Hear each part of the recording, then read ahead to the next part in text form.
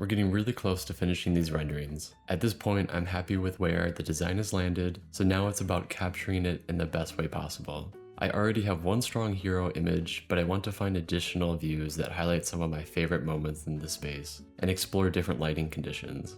The details I really want to feature are the purple threshold, the jewelry detail, the custom floor lamp, and a few of the furniture pieces. Let's see what we can find.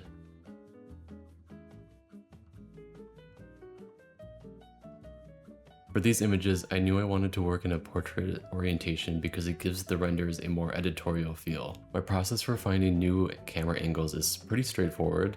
I'll duplicate an existing camera, enable a camera to view in the View tab, switch into Rendered Viewport, and simply fly around the scene until something catches my eye. One feature I use all the time is the Tilt Shift Y. It lets me make subtle perspective adjustments that feel a lot like using a tilt shift lens in photography.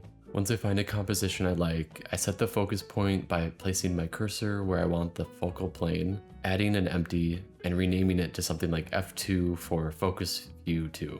It keeps everything organized and makes it easy to come back and make adjustments later. After the composition is locked in, I'll use the Lens Sim add-on to simulate the imperfections of a real camera lens. This step is completely optional because it does increase render times, but I think it's worth it. The softer edges, subtle distortion, and small optical imperfections help the image feel a little less computer generated and a little more photographic.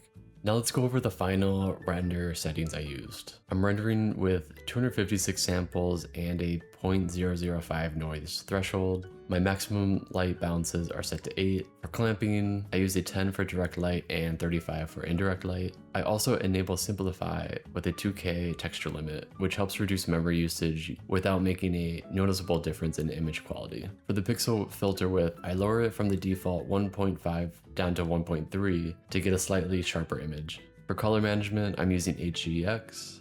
Finally, my output resolution is a 4/3 aspect ratio at 2500 by 1875 pixels. To capture more detail, I increase the render scale to 250%, which gives me an image that's roughly 6K resolution. These settings give me a good balance between render quality and render time, while still producing images that hold up well for close-up details. From here, it's really just a matter of repeating this process for the remaining camera views. In the next and final video of this series, I'll walk through my post-production workflow in Photoshop and show how I take these raw renders and bring them to their finished look.